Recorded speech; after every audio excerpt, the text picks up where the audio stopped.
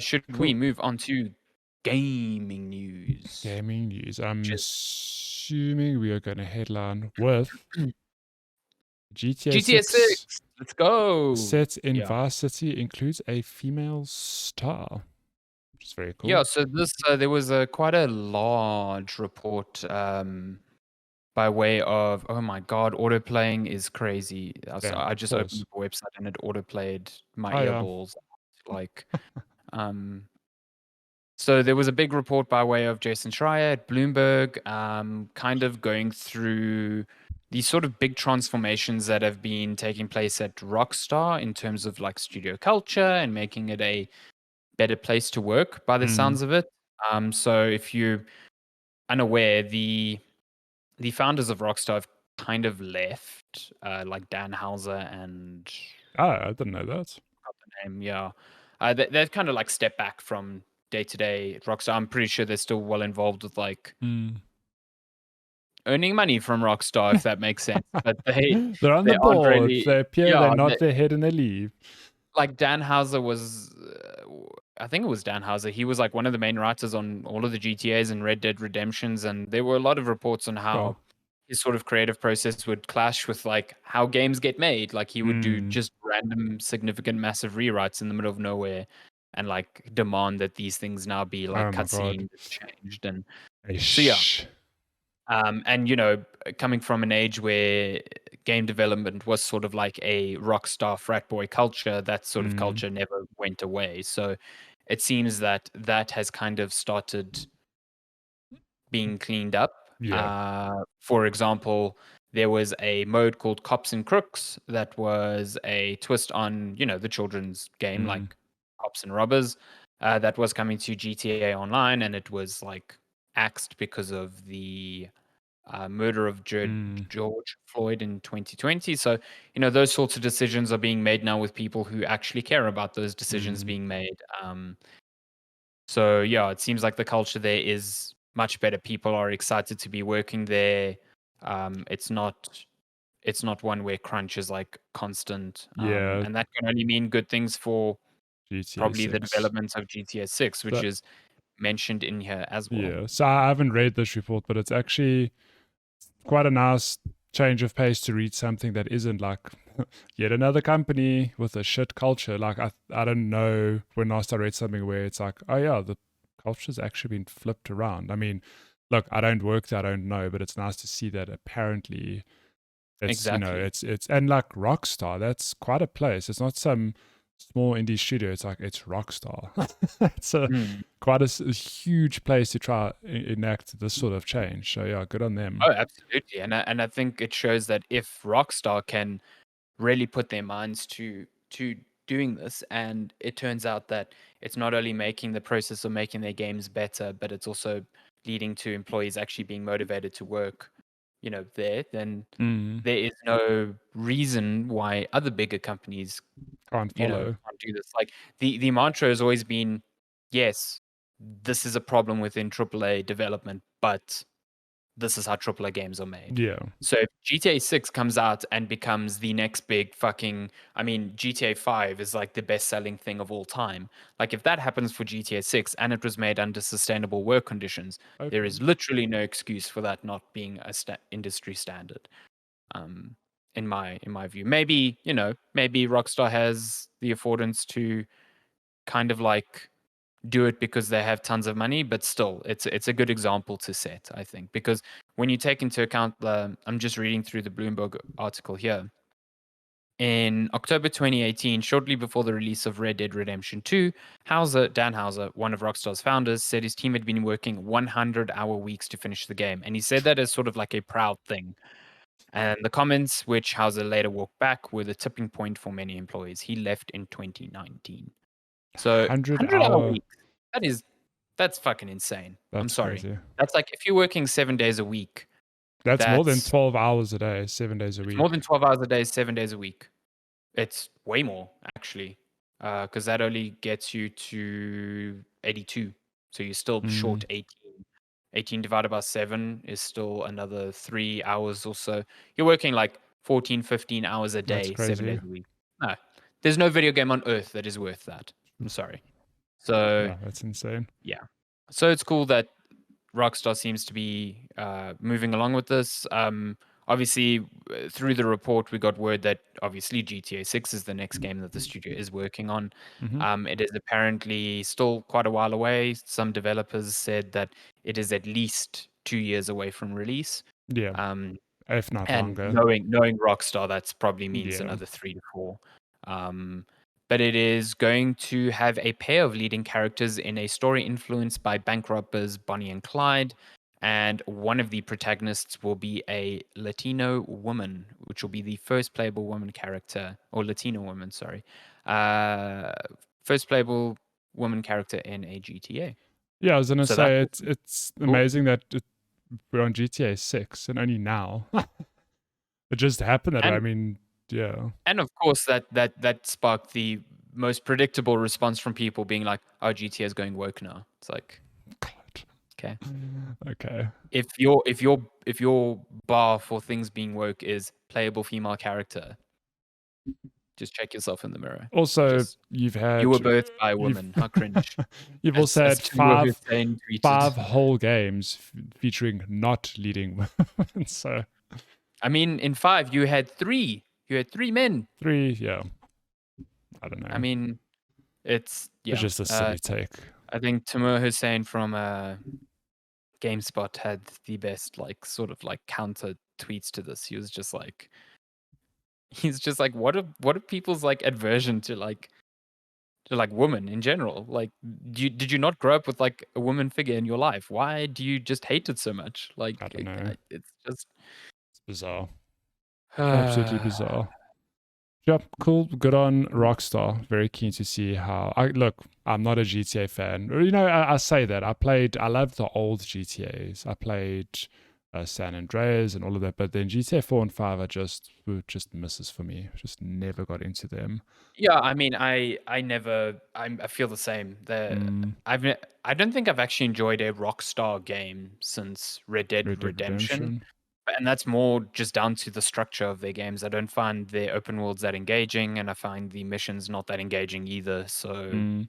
Well, all that said, I'd be very curious to know what a modern day GTA is because I mean GTA 5 came yeah. out so long ago. What was it? Like 2013, I 2013? think. Okay. So, I mean, since then, the open world formula has been Yeah, pushed 2013. by a lot of games in different ways. So, let's see what they come up with. Yeah. I don't think it's going to be a big revolution in that respect. I mean, a lot of people will point to Red Dead Redemption 2 and say that it's one of the most captivating open world games they've ever played. And I think that comes down to just the sheer detail that Detail, that world like brings, yeah. and like the So way you can get lost in that fantasy type of you'll thing. get gamers who want to like do every tiny thing, and they get gamers like me who like I appreciate it, but I don't want to have to Yeah, no, get too involved in the systems. I appreciate the level of detail and the systems heavy nature of the game. I just don't think it's that fun to play. Yeah, And yeah, that's me. There are a lot of people who think that is one of the best games ever made, and more power to them. But that is not the sort of open world that engages me. So yeah. yeah, I don't know. We'll see. We'll see. GTA 6. I'm almost certain GTA 6 will come out. I'll play it and be like, "Yep, that's a GTA," and Mm, that'll be it. So yeah. place your bets. But I'm almost certain that thing Um, is gonna sell like fucking people talking shit now, like, "Oh, go work, get broke." This game is gonna make a fucking ton of money because at the end of the day, my God. the people that do not live online are the majority, Yep. and they It's see, "Cool, also GTA, it's a boom, Rockstar done." game. It's gonna just make so much money. Yep, yep, In other news, shall we talk about the PS5 update, which is pretty cool. So yeah, PS5 will get folders and support for 1440p displays, which is really cool finally, because I just got Jesus. myself a 1440p display. But you are exactly the reason why this was so important. So at Mm, launch, the Xbox supported 1080p, 1440p, 4K. And Sony made a big deal being like, we are not supporting 1440p because we don't think it's like a much used resolution. Like a lot of people, especially now in the day and age of streaming, they play games on monitors, not yeah. TVs, because you are streaming, at a desk or Mm, whatever. Yes, TVs don't use 1440p. They are either 1080p or 4K. But there are other beneficial reasons for using 1440p, aside from just having, a monitor A at that good resolution. middle ground. I mean, come It's on. a good middle ground. Like you could set a PS4 to 1440p and have it scale up to 4K from there, as opposed to having to use 1080p, 1080, for yeah. instance. But the biggest use case is monitors. Like you've been playing a PS5 on a monitor since you got it, because you Yeah. don't use it on a Don't TV. have a TV, yeah. And because you don't have a 4K display, you've actually been playing the PS5 at 1080p blown up to 1440p on your monitor, Mm. and it's a worse experience. Like Yeah. you will absolutely see as soon as this. So firstly, this update's early in beta, so Yeah. it's early if you're on the beta ring or whatever, and it probably will come in a couple of weeks to everyone.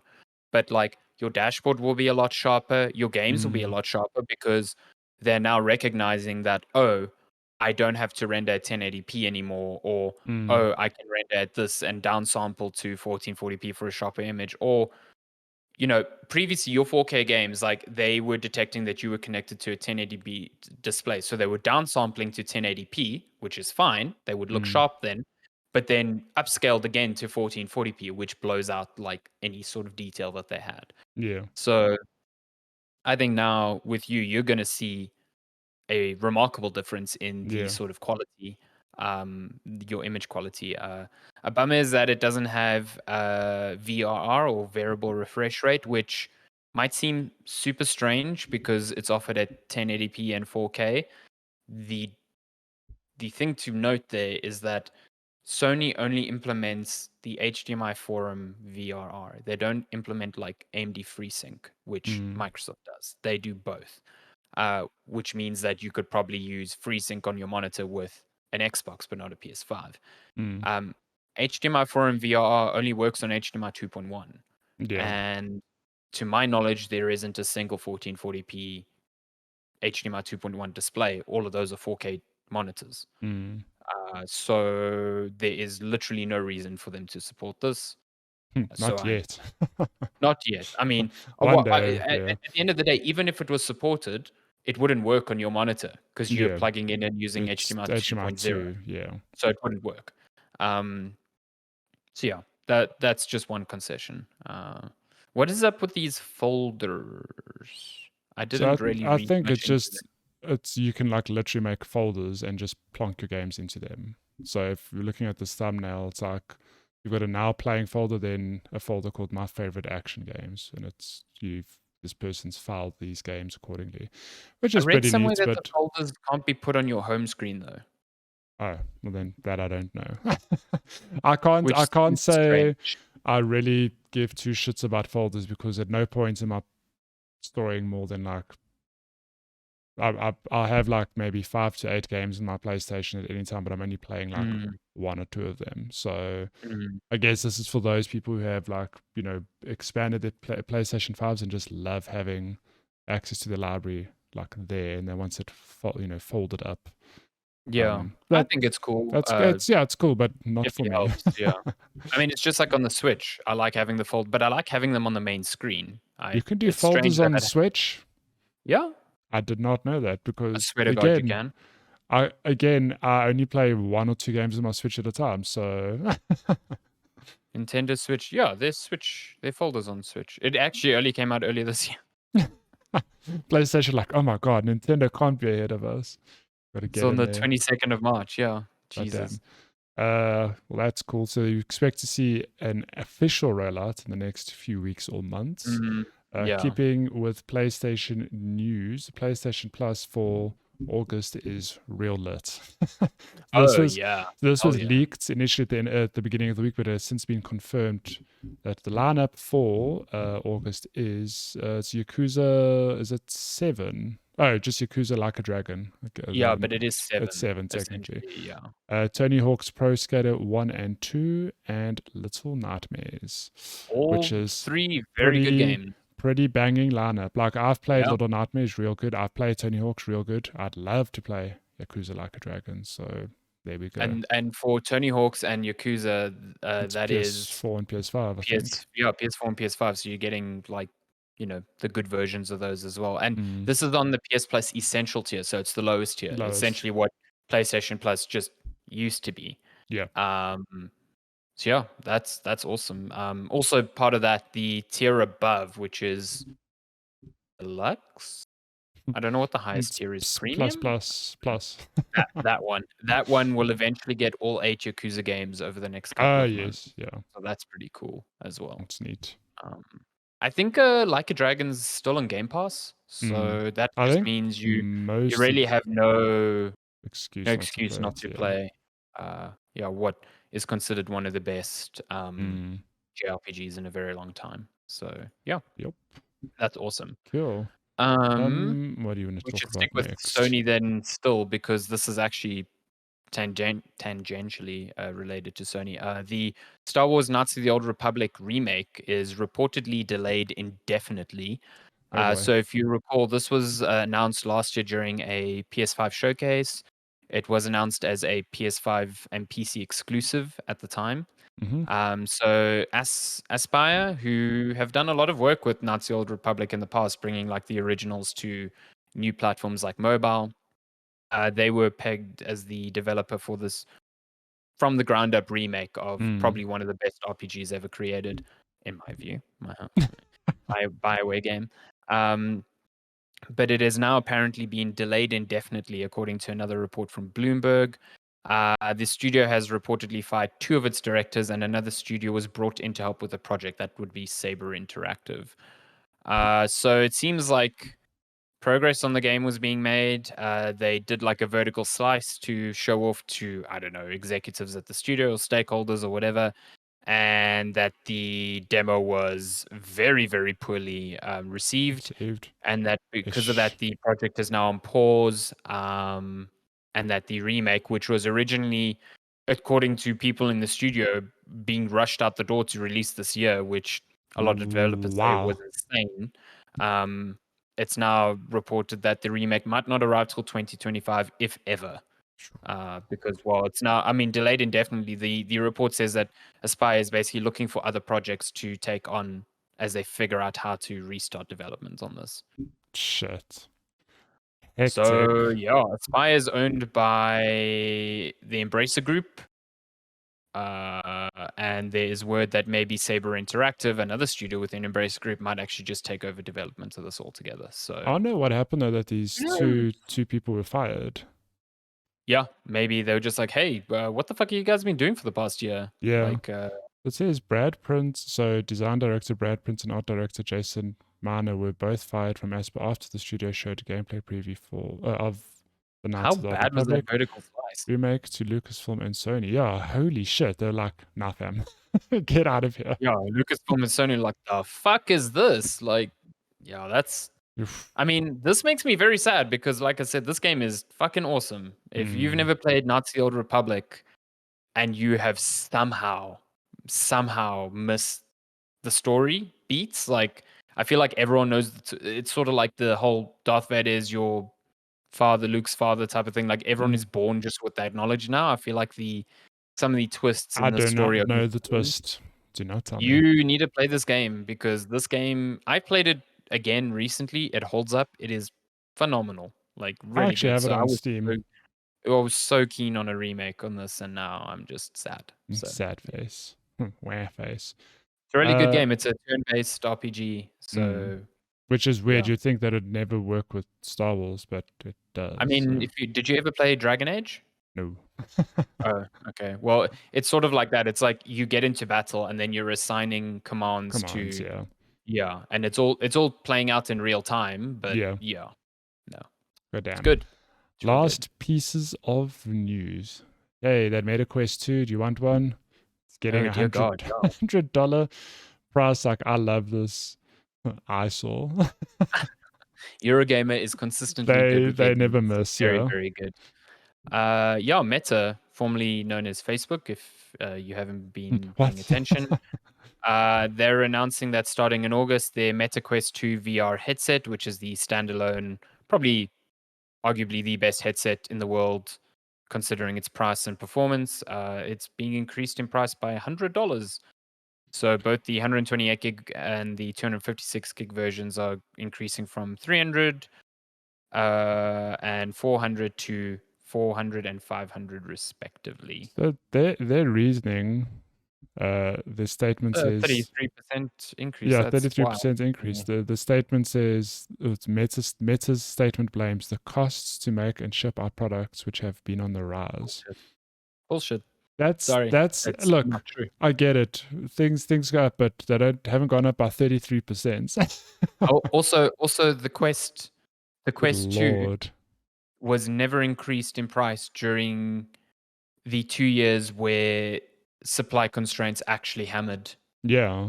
people's bottom line. We are now getting back to a place where things are far more sustainable.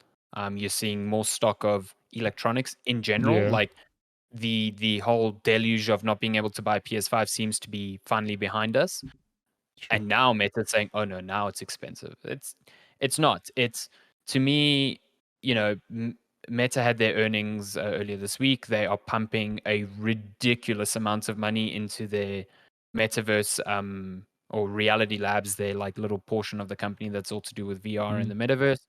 They posted like, what was it, like $2.8 billion operating loss, which means, so an operating loss doesn't mean they just set that money on fire. They are investing into something, but their revenue is so low in that sector that like it's very difficult for shareholders to see the value in Yeah. that, like because they do not know what all this money is being burnt on, while also like the VR stuff that they are selling isn't selling as well.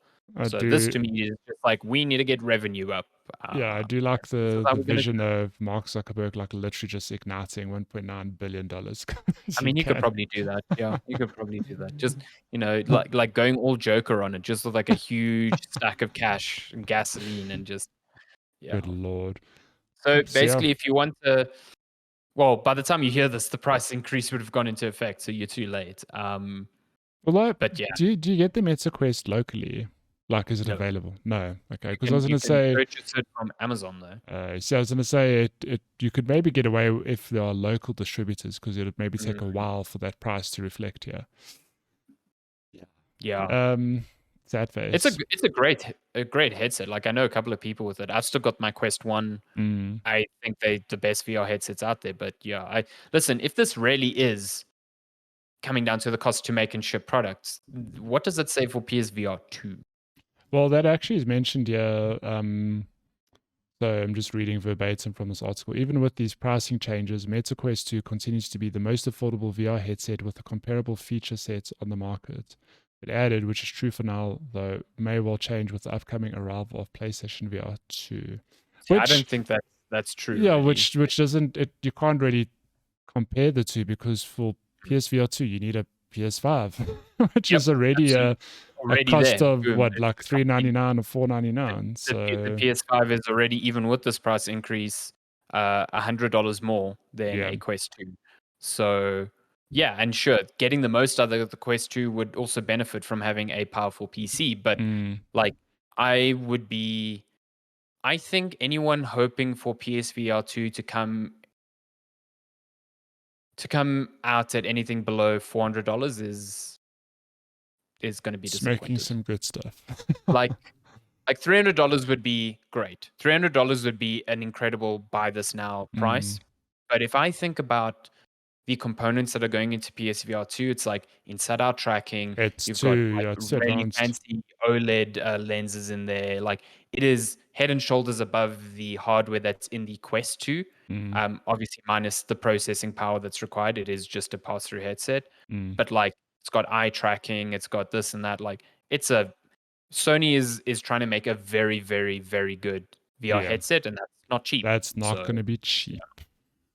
I Actually, kind of cool that just on that thing, that PSVR 1 was enough of a success for them to continue investing in it, which is cool, because I remember when PSVR came out, it was like, it was also $400. Yeah, but it was this period of like, oh my God, there's so much VR stuff on the market.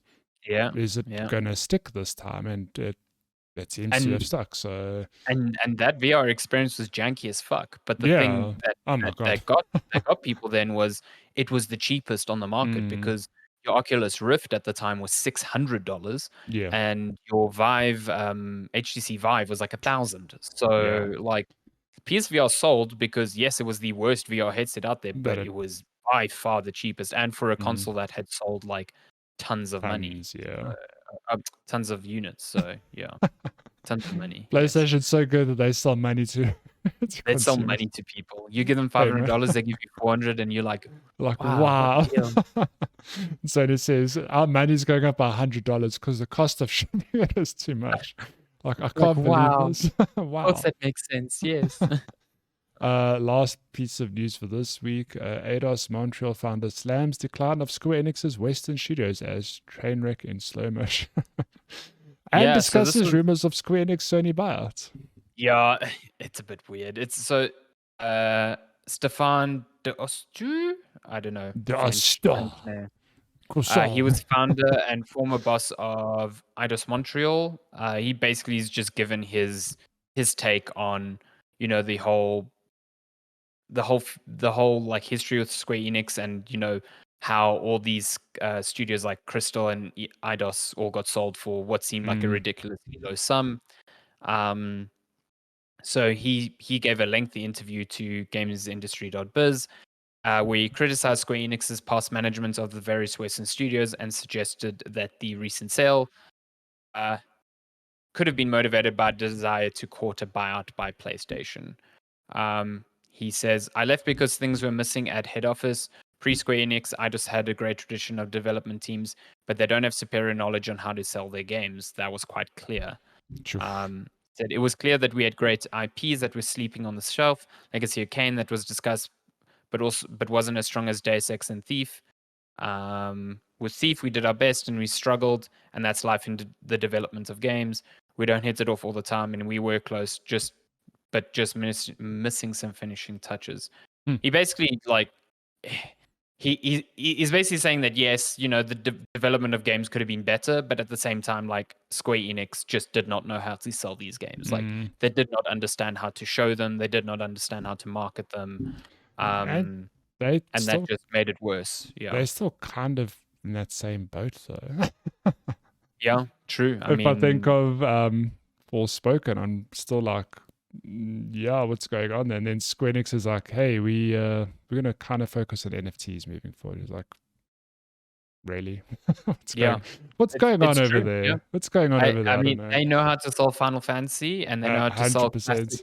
classic games because people love that nostalgia. But beyond that, I'm not sure, you know, what they're really good at, you know, after that. So, I mean, he mentions the rumors of Sony, but this is a bit weird because it could be that he's heard of it because he heard of it on the internet, or he heard of it like from people still at the studio. Like it's not really clear.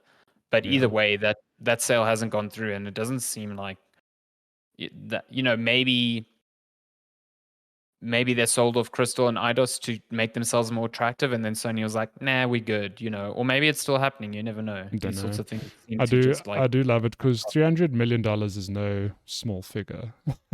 No. But it says, like quoting from the article, a figure widely seen in the industry as a fire sale deal. I mean, it is. It is, but I'm still crazy. like, that's still a lot of money. Holy shit. That's a lot of money, but it's like for all the IP and for like all the studios, all the employees, like that seems like it's nothing. Nothing. So we'll see if Embracer Group is any better, but if we just you know, backpedal to what's just happened with Knights of the Old Republic, sure, yeah, good luck to Eidos and Crystal. Embracer seems like so fucking hands off with its billions of studios that it owns that I don't think they're going to get the guidance that they, you know, desired from Square Enix there. So yeah. On that note, it's gaming news.